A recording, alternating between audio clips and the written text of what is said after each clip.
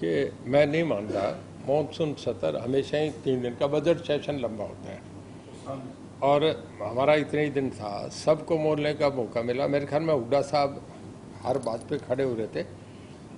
मैं अगर गलत नहीं कह रहा तो हुड्डा साहब तीनों सेशन में 50 बार से ज़्यादा खड़े हुए हैं। अब वो लंबी स्पीच तो नहीं करते, तो उनके पार्टी के लोग करते हैं। गीता बुगल को खूब टाइम मिला। इसके बाद आपका जो ये इवन अभय मेरे ख्याल में अकेला मेंबर है अपनी पार्टी से, पर उसको तीनों दिन हर उसके एडजमेंट मोशन पे उसे खूब टाइम मिला। 13 मिनट तो रिकॉर्ड पे कह रहा है कि 13 मिनट मैं बोला, मुझे तो 40 मिनट बोलना है। जब एक मेंबर की संख्या तो इतना टाइम देना, मतलब स्पीकर साहब ने तो टाइम बढ़ा के भी टाइम दिया। किसी को भी ऐसा नहीं है खुला कहा भी कोई और बोलना चाहे तो ये जरूर कहा कि भाई थोड़ा समय का ध्यान रखें। ये तो आम अक्सर होता है। तो एलिगेशन लगाने को कुछ लगाए, खुल के डिबेट हुई, सब मुद्दों पे 3 एडजमेंट मोशन आए, उन पर पूरा डिटेल से सुना और हमारे मुख्यमंत्री साहब ने बाद में सबका पूरा जवाब दिया।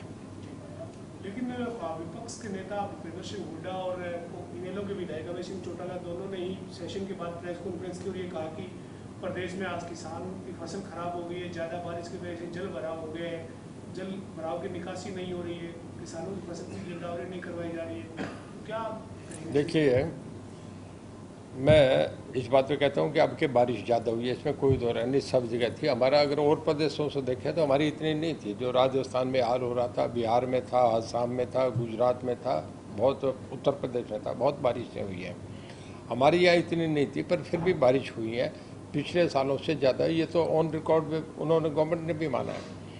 अब इस पर हर जगह मैं, क्योंकि मेरे पे पावर है, मुझे अब बल्लाज कुंडू जी से पूछ लें, हमारे अच्छे मतलब जब भी किसी डिबेट पे पूरा हिस्सा लेते हैं, उन्होंने मुझे कहा कि मेरे यहाँ 24 घंटे बिजली चलनी चाहिए। उन्हें आप पूछ लो, वो गवाह इस बात के। मैंने कहा कि 24 घंटे, जिस जगह भी पानी की इकट्ठा हुआ था हमने 24 घंटे बिजली चलाई। नारनौल हल्के में तो मैं खुद गया हूँ, सिंदर गाँव में पानी था। उससे पहले, मेरे से पहले डिप्टी सीएम का दौरा भी हुआ, सारे ऑफिसर की मीटिंग बुला के कहा गया कि तुरंत पानी को पंप आउट करो।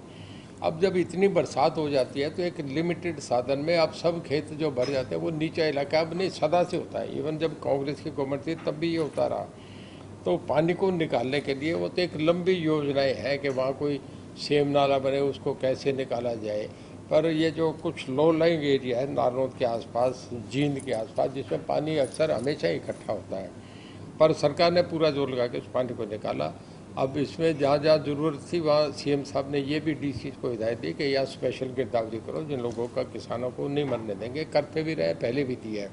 और मेरे ख्याल में अब वो कहने को कहे नहीं कि हमेशा से ज़्यादा पैसा मिला है, सरकार ने खूब पैसा दिया है। जी सर, एक जो मानसून सत्र के दौरान ही मोहम्मद खान जो विधायक है कांग्रेस के, उनका सवाल था कि जगमग योजना की क्या स्थिति है प्रदेश में, जगमग योजना से कितने गांव को आप 24 घंटे बिजली दे रहे हैं, क्या है सर अपडेट? उन्होंने पूछा, मैंने रिप्लाई भी करा, उन्होंने 3 बार सप्लीमेंट्री थे, मैंने पूरा बताया। आखिर जब उनके सवाल खत्म हो गए तो नेक्स्ट क्वेश्चन पे गए।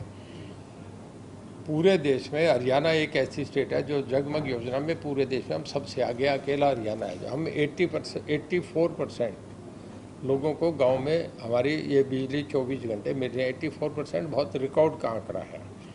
और हमारे गांव सारे जो रिकॉर्ड में है वो 6307 गाँव है। 5628 गाँव में हमारे 24 घंटे बिजली जा रही है। ऐसा नहीं है इतने पावर क्राइसिस, जबकि अब के गर्मी बड़ी तेज़ आई, एकदम सब जगह पूरे नॉर्दर्न इंडिया में बड़ा क्राइसिस थे। उन दिनों में भी हमने, हालांकि हमने महंगी बिजली भी खरीदी, पर लोगों को कभी इस मामले में नहीं कम होने दिया। और जो वो कह रहे हैं कि वहाँ मेवात में है, मेवात में तो खुद मेरे से रोज़ अफसर बदलवा के रहे थे कि हमारा यही दे दो, ये बहुत बढ़िया काम करे। जो उन्होंने मांगे वो मैंने ऑफिसर दिए हैं। वहाँ कभी भी कोई पावर की शिकायत नहीं। वो तो विधानसभा में एक सदा से एक परिपाटी चली आ रही है कि विपक्ष सरकार को आड़े हाथ लेता है, वो हर बात पे आलोचना करने का काम है।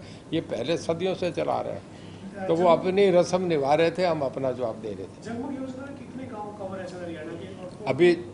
अभी हमारे 5628 गाँव हैं, जबकि टोटल 6307 गाँव हैं। आप ये समझिए कि 84% से भी ज़्यादा 24 घंटे हम बिजली दे रहे हैं। बाकी बिजली पंचायत कर रहे हैं, लोगों के मीटर्स बाहर आ रहे हैं। अब कुछ नई स्कीम भी हम लेके जा रहे हैं स्मार्ट मीटर का, उसको भी कुछ इंसेंटिव दे के हम लागू करना चाह रहे हैं। अभी वो अंडर कंसिडरेशन है। उसमें मैं समझता हूँ कि हमारे बड़ा जल्दी हम 100%, क्योंकि कुछ एक पॉकेट्स ऐसी हैं जहाँ लोग मीटर बाहर घरों से बाहर नहीं निकालने देते, उनका कनेक्शन कटे, क्या करें हम, उसमें कुछ सोचा जा रहा है, हम जल्दी उसमें कुछ फैसला करके करेंगे। एक सर, अभी प्रधानमंत्री नरेंद्र मोदी ने पूरे देश में आह्वान किया था कि 13 अगस्त से 15 अगस्त तक हर घर तिरंगा लगाया जाए, तिरंगे के सम्मान में देश के प्रति अपनी जो भावना है उसको व्यक्त करने के लिए।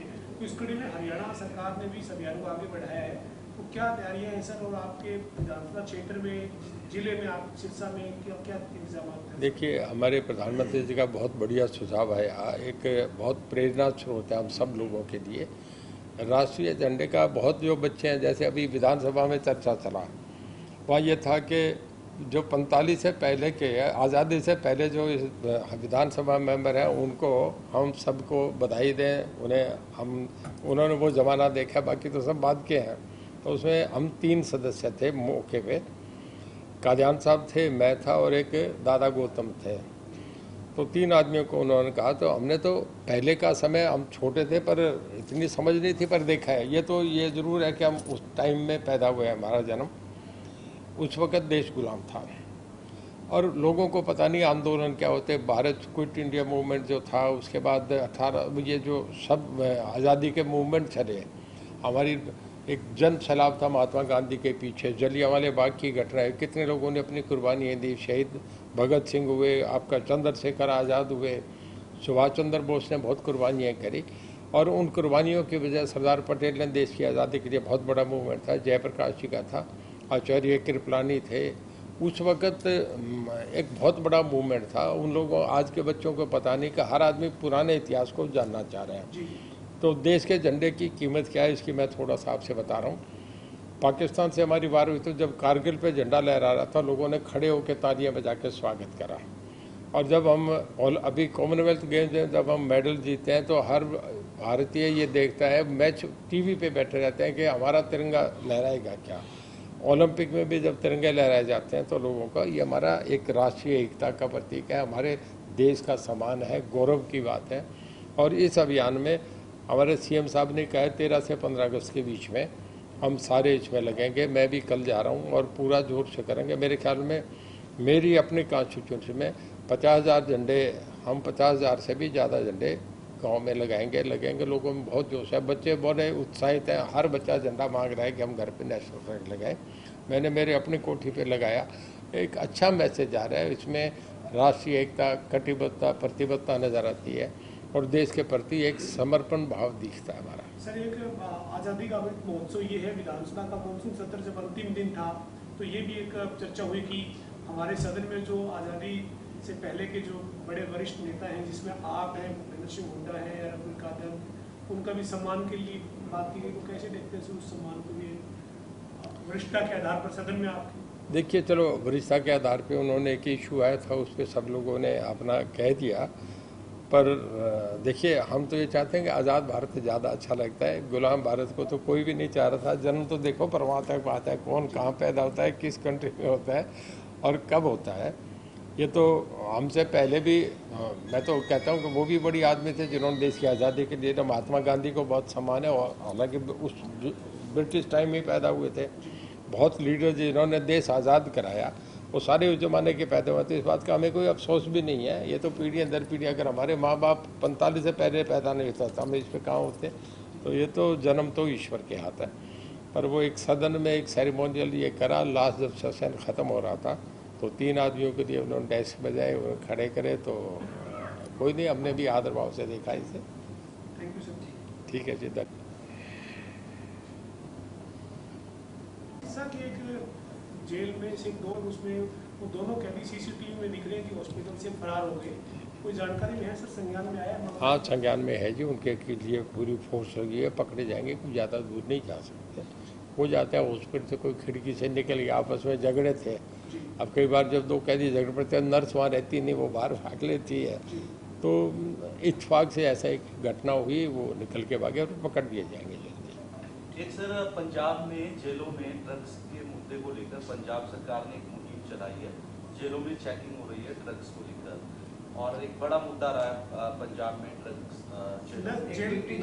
नशा जेलों में फैला है, मतलब पंजाब में इस बात को लेकर एक अभियान चला है सर। एक डिप्टी जेलर के पास भी फाइल में भी जो है वो मिला है सर, कार्रवाई हुई है। मैं समझता हूँ कि पंजाब बहुत नशे में डूबा हुआ था, तो अच्छा स्टेप है कोई इस तरीके का लिया गया है। और नशा तो बंद होना चाहिए, उसे कड़ाई से करना चाहिए, वो जेलों में है, चाहे स्कूलों में है, चाहे वो आम लोगों की लाइफ में है।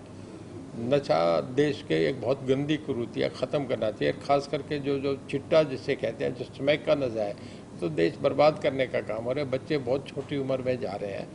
इस पर तो जितना सख्ती से हो, कोई भी हो, चाहे कोई स्टेट का काम हो, चाहे वो राजस्थान है, पंजाब है, हरियाणा है, दिल्ली है, क्योंकि नशा पंजाब से ज़्यादा फैला है।